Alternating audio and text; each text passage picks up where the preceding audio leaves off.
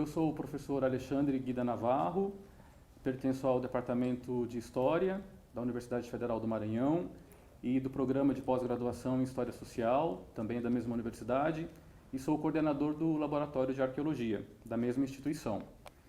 E hoje eu gostaria de apresentar uma pessoa muito especial para mim e também para o nosso querido Brasil, uma pessoa que contribuiu muito e continua contribuindo para a arqueologia brasileira, que é a professora Ana Roosevelt. A professora Ana Roosevelt é doutora em antropologia pela Universidade de Columbia. Ela atualmente é professora da Universidade de Illinois, em Chicago, e trabalha no departamento de antropologia. A professora Ana tem um currículo bastante vasto, com centenas de artigos publicados, dezenas de livros e capítulos de livros também, versando sobre diferentes temas. E ela tem muito interesse, sobretudo, na ecologia humana. E grande parte de seus estudos estão focados na arqueologia brasileira, em especial a arqueologia da Amazônia.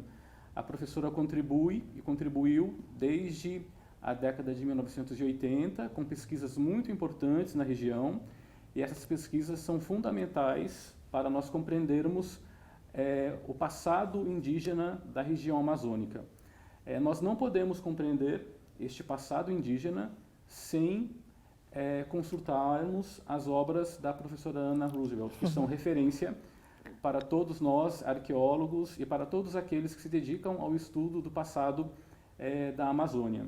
A professora Ana também trabalhou como curadora em importantes museus nos Estados Unidos, como o Museu de História Natural, em Nova York, o Museu do Índio Americano, e também no Field Museum, em Chicago. E, portanto, é uma grande honra para o Laboratório de Arqueologia e também para a Universidade Federal do Maranhão recebê-la, e o intuito é que eu faça algumas perguntas à professora para que todos, não somente da comunidade arqueológica, mas todos aqueles interessados em ciência e também na história de vida da professora e na Amazônia, possam ter um pouco de contato não somente com sua história de vida, mas também com tudo aquilo que ela vem produzindo e estudando na Amazônia. A professora tem se dedicado profundamente aos estudos desses povos pré-coloniais e, atualmente, também ela estuda os regimes ditatoriais na África. Portanto, como antropóloga, a professora Ana Roosevelt estuda uma ampla variedade de temas associados à cultura humana. Professora Ana, muito prazer. Muito obrigada. Em tê-la conosco. A honra é minha. Muito obrigado. É a segunda vez que você está aqui conosco na Universidade Federal do Maranhão. E eu gostaria de fazer algumas perguntas para saber o que você pensa sobre alguns temas polêmicos na arqueologia brasileira e um pouquinho da sua vida, para que aqueles alunos interessados em arqueologia, aqueles que já estão formados, possam conhecer um pouquinho tanto da professora, como também da pesquisadora e um pouquinho da sua história. Eu queria saber quando e como você se interessou pela arqueologia, se teve algo que fez com que você se interessasse. A minha mãe, ela gostou de arqueologia, então, na juventude, passamos para muitos sítios, especialmente no Colorado. Tem uma cultura cliff dwellings, uma espécie de edifícios quase urbanos dentro de cavernas grandes, no deserto de Colorado, New Mexico, Arizona. E ela nasceu no Kansas City, Missouri, e o avô e ela nos conduziram para Colorado de Kansas City. Muitas vezes, quando crianças, eu tenho duas irmãs, mais ou menos mesma idade. mesma idade.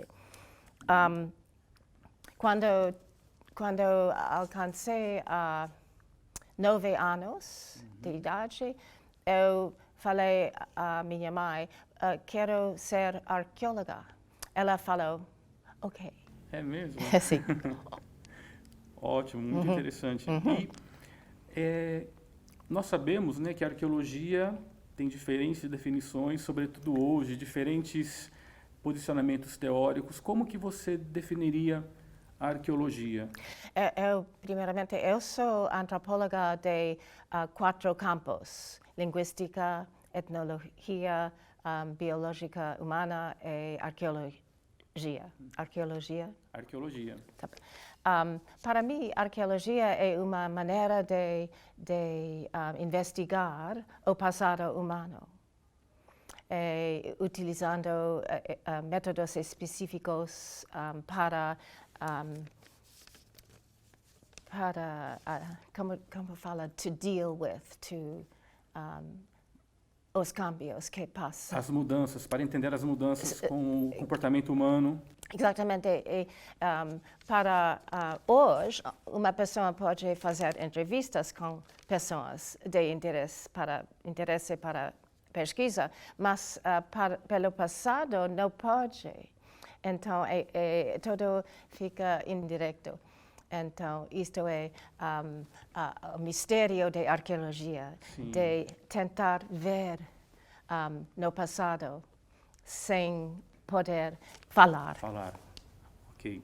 E antes de fazer as perguntas sobre o Brasil, você poderia nos dizer por que você escolheu estudar o Brasil? Quais eram as suas inquietações de poder, o que poderia ser encontrado no Brasil? Por que o Brasil? Eu passei minha pesquisa doutoral no Venezuela, no Orinoco. Ela fica parte da Amazônia maior, maior que a Amazônia legal.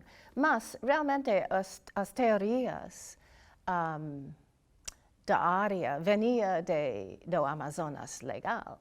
Então, após o trabalho, eu pensei importante provar ideias existentes por arqueólogos e antropólogos, como Meggers e Evans e Carneiro e outros, Lathrop, no Amazônia atual, real, central. E por isso eu comecei com ver as coleções provenientes do Amazonas, nos museus da Europa, Inglaterra, Brasil, Peru, Estados Unidos. Na rota, eu passei várias semanas no Museu Gelgi, em Belém, e falei com o diretor para confirmar a permissão e examinar as coleções. José Seixas Lourenço foi. E ele realmente, na época, começou com trabalho no Marajó interessantíssimo com geofísico. E mostraram que tinha restos domésticos nos tesoros pensados por Meggers e Evans e outros americanos, cerimoniais, não centros de população. Mas os investigadores ancianos, como Neto, como Penna, outros do Brasil, realmente falaram muito sobre populações grandes, pode ser cidades, culturas complexas. E eu achei direito essa ideia. Então, eu mencionei a reação que tinha, e antes que deixei Belém, Lourenço falou a mim, é possível você quer trabalhar no Marajó? Eu falei, ele sabia que eu queria ir a Santarém a causa minha estratégia de ver a sequência maior de culturas na Amazônia. Ele falou, se você pode parar um pouco e ir comigo a Marajó, depois eu vou ajudar você. E depois eu não precisei ajuda, mas tudo bem. Foi muito bom. Eu também convidei arqueólogos com especialidade de geofísica para ir conosco e passamos 2 estações no campo lá. E depois eu passei mais e publiquei esse livro. Realmente era, na época, interessante que Meggers e Evans, os americanos do Smithsonian,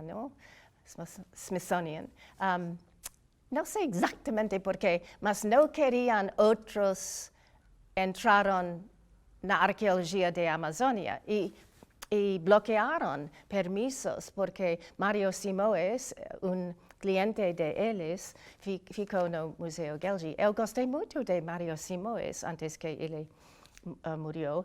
Realmente, uma personalidade muito forte, um pouco como a minha, mas Meggers utilizou ele para bloquear permissos, mas Lorenzo, ele tinha permisso por museu, então não precisei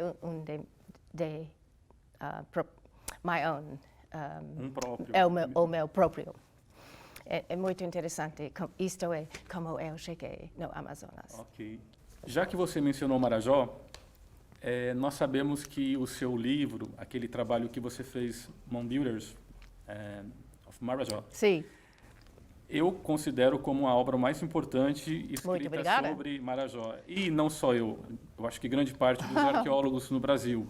Este livro muda muito o que nós conhecíamos à época sobre Marajó. Nós poderíamos falar milhares de coisas sobre esse livro, mas eu gostaria de me focar, como você é antropóloga, na questão da complexidade social. Sim. A partir deste livro, falou-se muito entre os arqueólogos a questão do cacicado, as sociedades complexas. Era uma moda muito forte no início dos anos de 1990, sim, que eu acredito que veio por conta do seu trabalho no Marajó. Hoje em dia, passados esses anos, acho que essas 3 décadas, o uso dos cacicados na Amazônia caiu em desuso.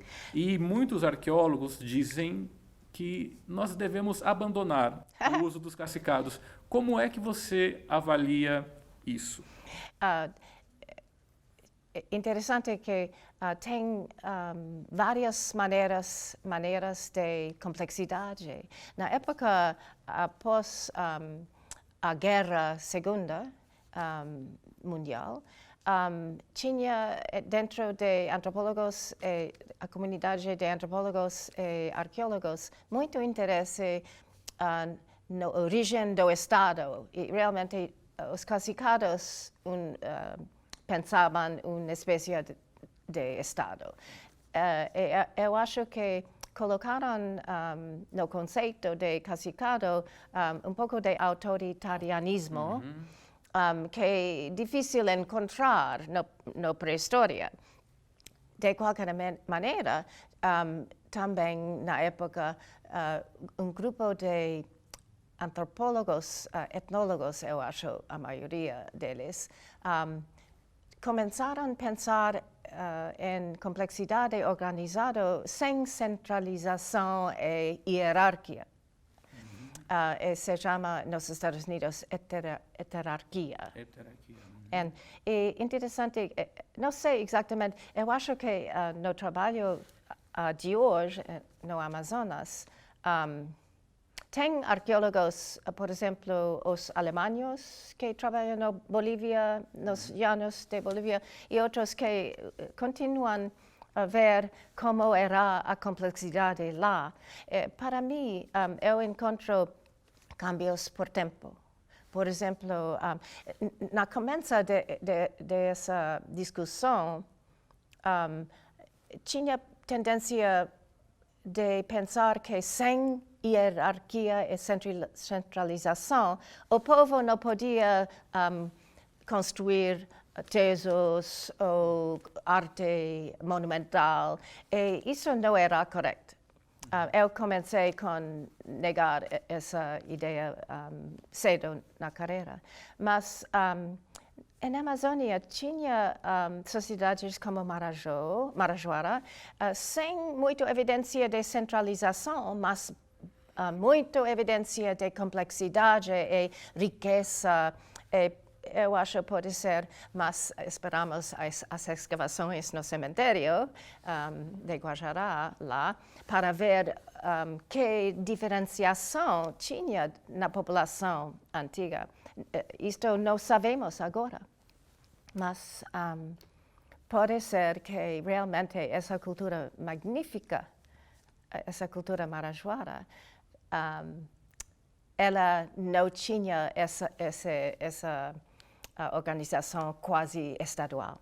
Mas depois, na Amazônia, tinha Santarém, culturas relacionadas a uma cultura do Orinoco arauquinoide. Tem uma frase, eu não gosto muito dela, mas eu não consegui fazer outro, incised and punctate horizon, horizonte inciso ponteado. É uma cultura regionalmente arauquinoide. Eu vi na sua pesquisa relações com essa cultura. Essa cultura é um pouco diferente que Marajó ou outros, todo o horizonte policroma, em que temos evidência etnohistórica sobre ela. Ela data dos últimos anos da pré-história e encontramos essa cultura no Bolívia, oceanos de Bolívia, o Orinoco, a costa das Guianas e também a Santarém e outros lugares também. Usaram, não sabemos a economia de subsistência por todos, mas no Bolívia, Venezuela, Guiana, ênfase com milho, cultivos. E em campos drenados, áreas grandes de várzea, todo alterado por humanos com raised fields, campos elevados. Campos elevados. Interessantíssima. Parece, nessa época, tinha cacicados, tinha caciques. Tem evidência do Orinoco de que o cacique não precisou colocar a pé no chão, porque a gente sempre carrega em um aparelho para prevenir a necessidade de colocar a pé no chão. Então, típico de cacicado, o rei. Tinha mulheres também de alta posição. Santarém tinha, Oriximiná, no outro lado tinha, eu acho que Alenquer também tem notícias de chefas. Então, não somente homens, mas posições bem definidas. Cacicado. De prestígio. Ok. Então, tem diferentes épocas e diferentes culturas. Sim, ok. E, já que estamos falando de complexidade, eu tenho participado de alguns congressos já há alguns anos e tenho visto muitos arqueólogos também dizendo para abandonar o uso do formativo no Brasil. Qual é a sua opinião? Você concorda ou não com não, isso? com certeza não. Porque quase cada sítio que investiguei tinha camadas formativas. Então, não abandonaram. Eu acho que falta de estudos sobre a formativa, porque era a época da começa de cerâmica elaborada. Eu descobri, eu tenho orgulho. O fato de que a cerâmica começou no arcaico em Amazônia, não somente na formativa. Então, com a subsistência de peixe, de moluscos. Mas realmente não era muito bonito. Essa cerâmica. A cerâmica bonita começa com saladoide brancoide e a cultura formativa famosa de Marajó, Ananatuba. Eu acho, eu vou parar lá, mas não falta de sítios, somente estudos. Ok.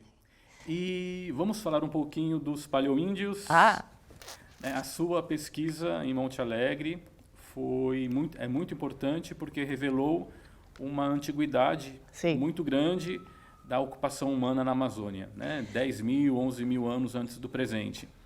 E essa descoberta foi muito importante, foi capa da Science e provocou um grande debate no mundo todo sobre a Amazônia e trouxe, né, a Amazônia em discussão no mundo todo, nos chamou a atenção. Então, você poderia falar um pouco desse seu trabalho, como é que você encontrou esses sítios e também avaliar, né, depois de tantos anos, como é que você avalia o impacto dessa sua descoberta? Interessante que no momento quando eu comecei no Amazonas, mais ou menos 1981, 2, tinha debate sobre a história dos humanos lá. Os arqueólogos do Smithsonian pensavam que não chegaram muito cedo os humanos na Amazônia, mas tinha opiniões diferentes de Lathrop e seus alunos. Eu reconhecia que não faltou de recursos para humanos na Amazônia, especialmente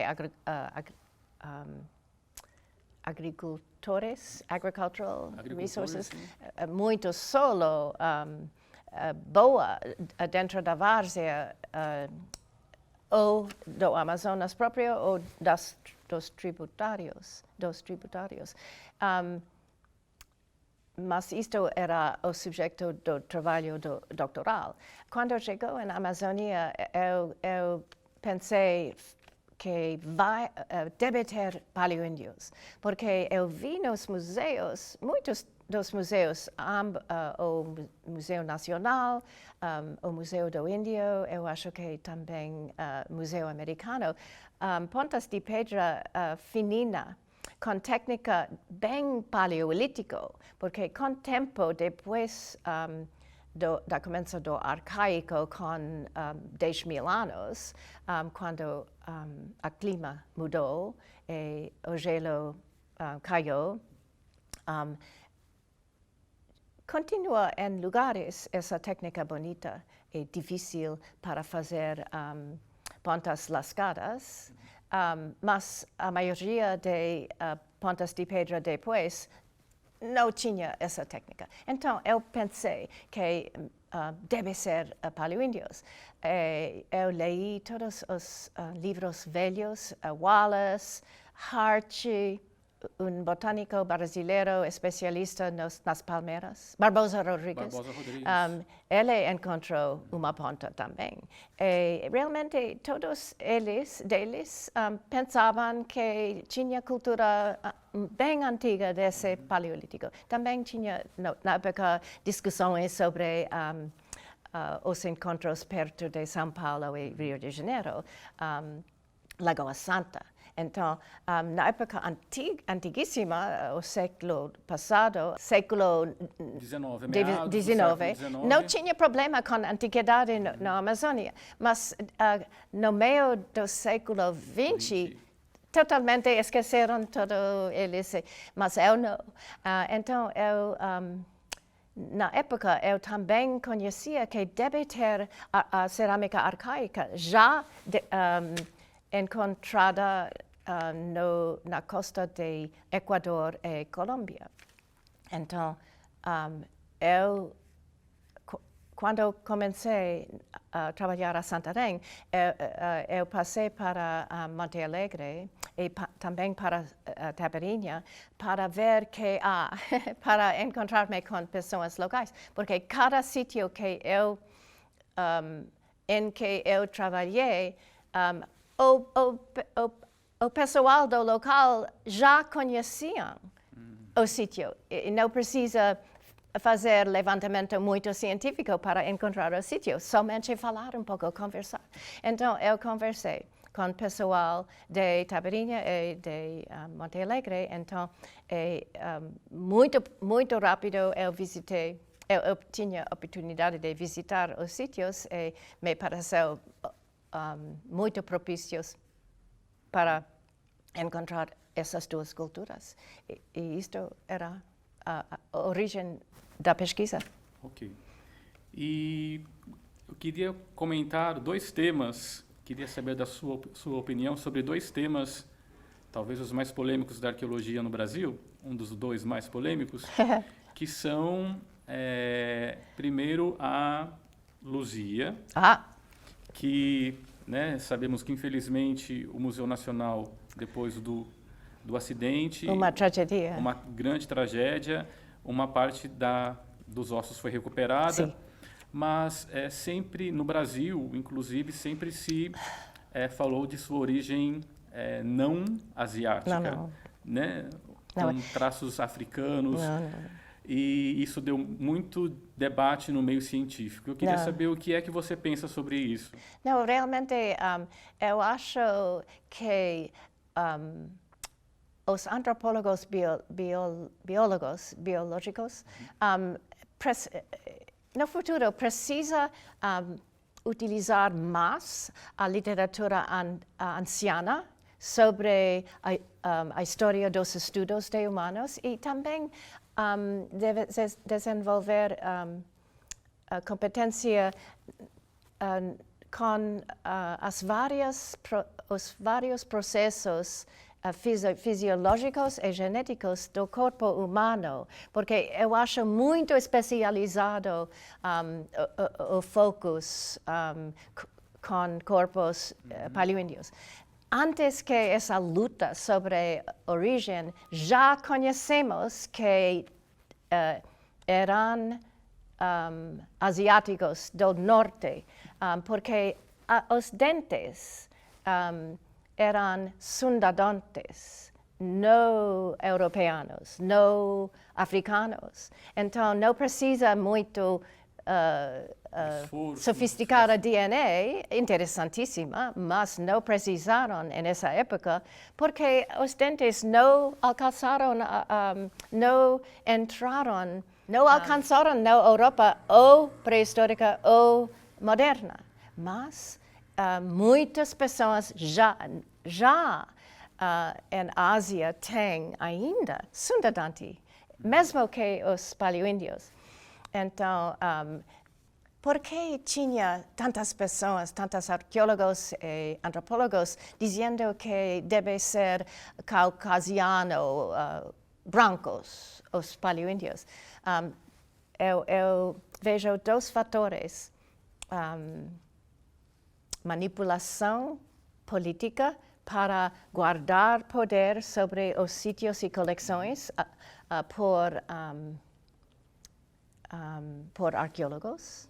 Não gostaram de deixar para índios decidir que faz com sítios e coleções. Outra coisa que realmente não ensinam bem as universidades biológica humana, porque eles pensavam erradamente que a forma da cara e crânio informa sobre genética. Não informa sobre genética, dentes sim, mas a forma da cabeça e cara é uma coisa mais relacionada a carreira da pessoa durante a vida, que comida, que qualidade de saúde e que trabalho. porque é isto que muda a cabeça e cara. Tinha observações de Hart de 1850 ou 60, de que ele observou os cambios na forma do corpo de índios brasileiros e outros nas cidades, diferente vida, e muda realmente muito do corpo. Mas isto é o problema, que as populações caçadores-coletores têm diferente forma da cara e cabeça, is that right? Sim, crânio. do crânio. Que pessoas fazendo agricultura ou pessoas como nós que compram a comida no supermercado. E depende a dureza da comida, que tipo de processamento, tudo isto afetua. Por exemplo, eu tenho dentes pequenos e tenho cara muito pequena aqui, mínima, porque a comida da juventude muito mole, não muito saudável. Isto era a causa, a qualidade de vida das pessoas. Isto era a causa da forma. Então, agora temos genética bastante dizendo que todos são asiáticos, que os índios de hoje muito pertamente relacionados aos paleoíndios. Sim. Mas problema de formação de professores e alunos é problema de falta de integração entre as disciplinas de arqueologia e antropologia. Sim. Ok. E o outro tema polêmico é a Serra da Capivara. Os 50 mil anos atribuídos à ocupação humana nessa região. Eu gosto muito da Serra do Capivara. Eu acho a pesquisa um trabalho magnífico. Pode ser, vamos ver, que a serra é